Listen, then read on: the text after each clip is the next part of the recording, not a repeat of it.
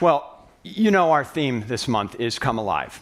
So we talked about, when I was speaking with Dr. Tiffany, about that idea of there is this power in you, this feeling that is always there, but it's up to us to allow it to flow out into our lives, to open those plantation shutters. So you can always come alive. That energy is in you, available to you all the time, but do you access it? Do you use it? So one of the questions that I ask is, okay, the power of love. And if you doubt how important this is, it is literally the first word of our mission statement, love only. So how do you access it? How do you come alive? Well, you can ask one simple question. Not who, but the question is, what would you love? What would you love? We talked earlier about Joe Giammalva had in his heart the desire to do a show at 77. And over the course of a year, he developed that because he asked the question of what would I love? He would love to have this experience of sharing the journey of his life with 100 people in a room. I mean, I don't know if that's where he started, but that's certainly where the journey ended up for him, was there was 100 people in the room. And so you start with the question of what would you love? And Carol and Mindy told us this morning, what would you love? You focus on the power of love. That was the song they sang. It's interesting to me that in that song, there's so many lyrics that talk about the things that are outside of us, but it keeps bringing us back to the feeling. You'll feel the power of love. The lyrics in the song. It doesn't take money. It doesn't take fame. You don't need a credit card for it. It's strong. We know that about the law. The law is always there. It's sudden. It means that when you affirm something, when you know what you want, the universe begins to allow that to come into your life. It can be cruel.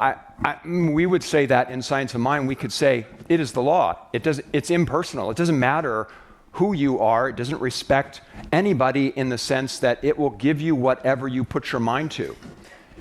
And it won't just it will save your life. I don't want to even say it might save your life. So if I think about love and the idea of love, I was reading this quote from Thich Nhat Hanh. He said, true love includes not just romantic feelings. And it occurs to me in a couple of weeks, we're going to be in February. So that's the month of Valentine, of relationships, of love. But he's saying it's not just that, but it's an equanimity towards all beings. So I don't know what's going on in the world. Yesterday we were in the car for 6 hours, but I think there's a lot of stuff going on in the world these days. Are you aware of things maybe that are going on in the world? Do you feel that you have an equanimity towards all beings? Sometimes that's a challenge, isn't it? Sometimes we want to feel that way. We know love only. We know that that's the power that we have, but we don't always have that equanimity. And so we look around, and that's a challenge for us. Ralph Waldo Emerson said, to be yourself in a world that is constantly trying to make you something else is the greatest accomplishment. Meaning, you can stand wherever you are, and there's people all around the world that have opinions about what you should be, what you should do, who you should be, how you should sound, what you should do, what your talk should be. There's all of these opinions out there, but the greatest accomplishment is to remember who you are, to come from that place of knowing absolutely who you are. So in a world of 6 billion people and counting, there are always going to be people outside of you that have an opinion about what you should do. So I go back to how do you harness that power of love? Well, in quantum metaphysics, we talk about the quantum field. Now, I'm not suggesting the quantum field is contained in a circle. It's not. It is expansive without end. Think of it as a circle without a circumference, that it just keeps going. But for the purpose of this illustration, think about all of the things that you could want in your life, all of the things that are possible for you, and they're in this quantum field. You just have to take the steps to move towards them. So let's say that little circle, or that little blue circle on the bottom is Joe Giammalva a year ago. And he knows, you know what, I'd love to do a one-man show. So he could think about moving towards that one-man show. And in the quantum field, if you go, what would I love? Then you're moving towards that. So the love energy of where you are now is going to take you to that energy of the accomplishment of that thing. So that's how you do that. You move from that. And the universe is like, you know what, I'll make it easy for you. I'll give you little steps along the way. All you have to do is take one step towards something you love, and then suddenly there'll be something in front of you that the universe will put there that then makes you the next step. And it may not always be a straight line like this, but you will move towards the thing that matters to you. But here's the challenge. A lot of times we don't think of the quantum field like that. We forget that it's like that, and we look at all the things outside. All of the things outside of us that tell us what's possible. We don't focus on that dot in the center of what I want. We focus on those things. Like we focus on our past. Well, what have I done before?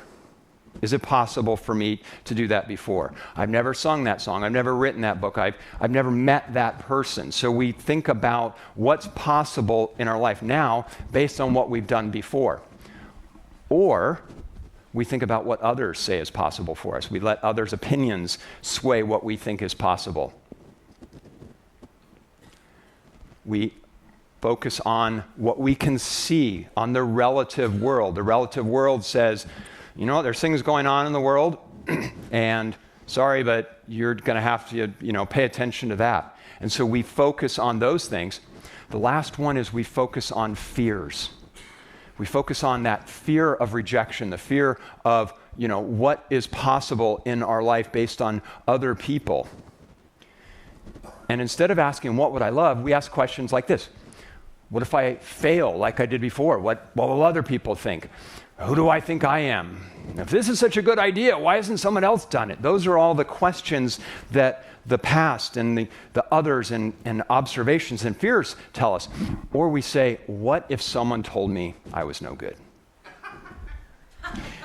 That is actually an exact quote from a story I want to share with you this morning. So this story is about someone who realizes their dream because they stop worrying about what other people will say. You might have heard of this story.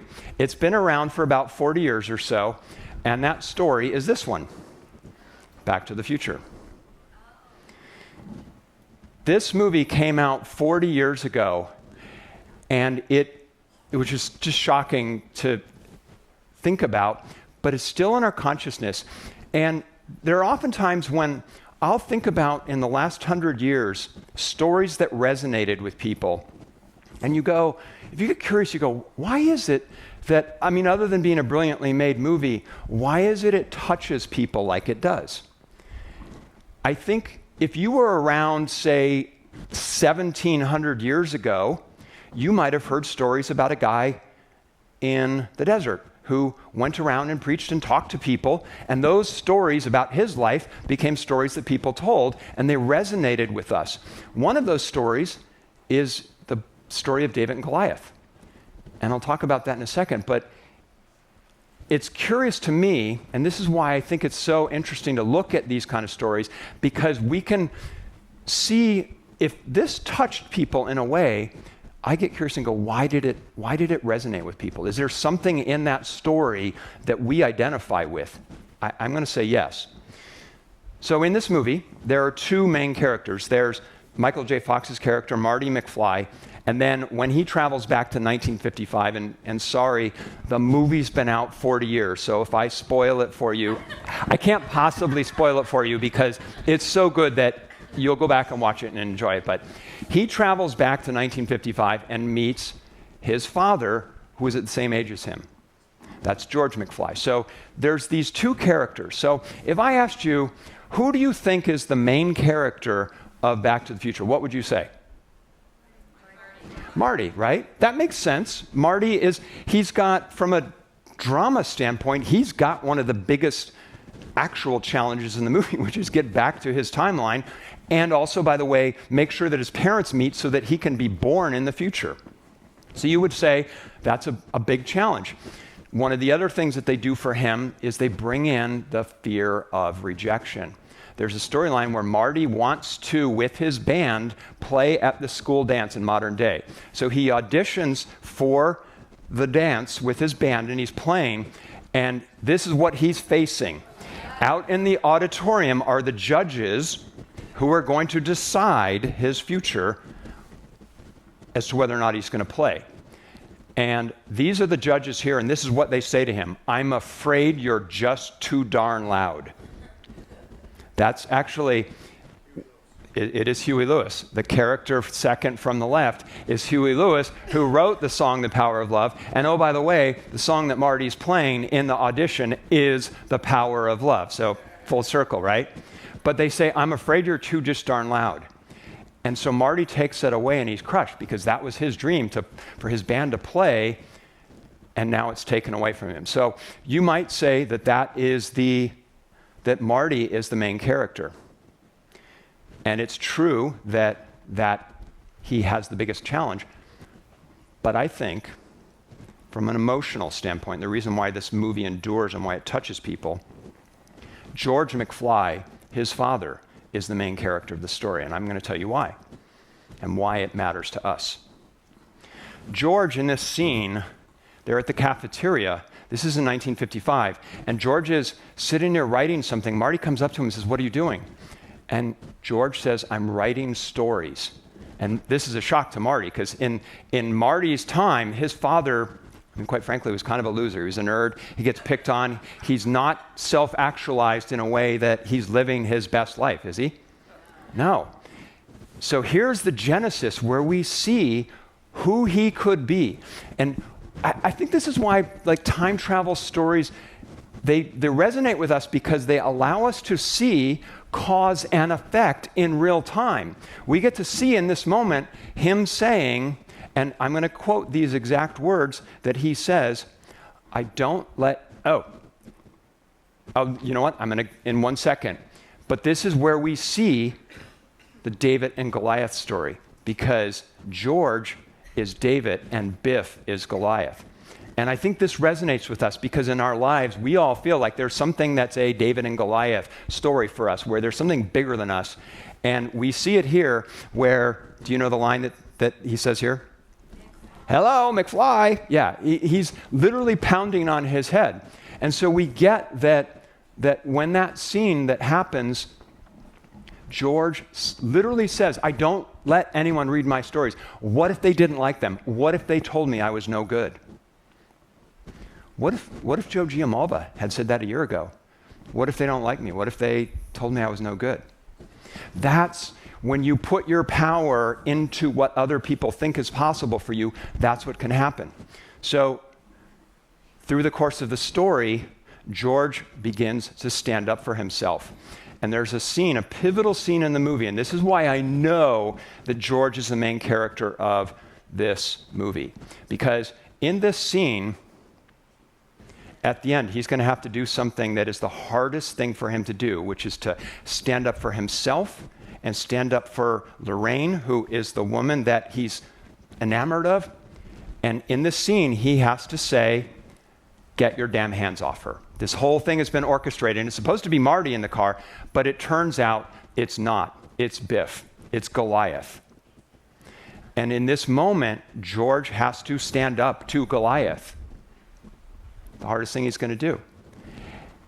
And I'm not going to spoil it, but he does stand up to him in a way that in the movie, if you were my age and you got to see Back to the Future in 1985 in the theater, this is the scene when George does what he does, that every single person in the theater cheers, because we recognize that in ourselves. We want that experience in ourselves to believe that we can stand up. And I think that's why movies like this are so powerful. Stories, whether it's Broadway, whether it's books, whether it's movies, they are instructive to us as to what's possible in our life.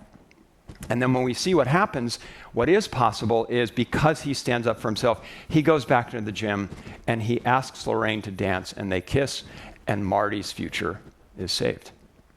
So all in one little story, it showed us the law of cause and effect. When you stand up for yourself, from where you are now to where you want to be, that's what's possible for you. And just in case it wasn't clear in the movie, when you get to the very end of the story, Marty gets back to his timeline, and he's met not by the sort of loser, quasi-alcoholic parents who aren't doing well. He's met by this version of his parents, because in that one moment, George stood up for himself and didn't listen to people who were rejecting him. Now they are self-actualized. In fact, the stories that George wrote, Marty is holding a copy of George's first book because he took that action. And I find it fascinating because in the past, Marty tells his dad a piece of advice, and now the dad comes full circle and tells him, like I always told you, you put your mind to it, you can accomplish anything. Now, I put RSCP here because I feel like if Hill Valley had a religious church of science, a church of religious science, he would be a practitioner there because he now clearly has that mindset of knowing who he is and what's possible for him. So, is it easy? No. But as Holmes told us, trained thought is more powerful than untrained. So you have to always go back to what would I love? Start from there. One word. If you remember that word, what would I love? Then all of the other things outside of you don't matter. Go back to the 4 horsemen of the failure apocalypse. The past, others, what we observe, and fear. Past, others, observe, fear.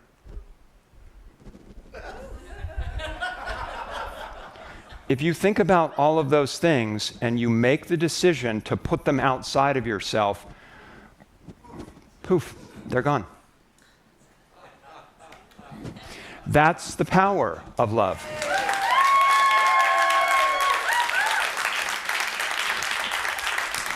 Namaste.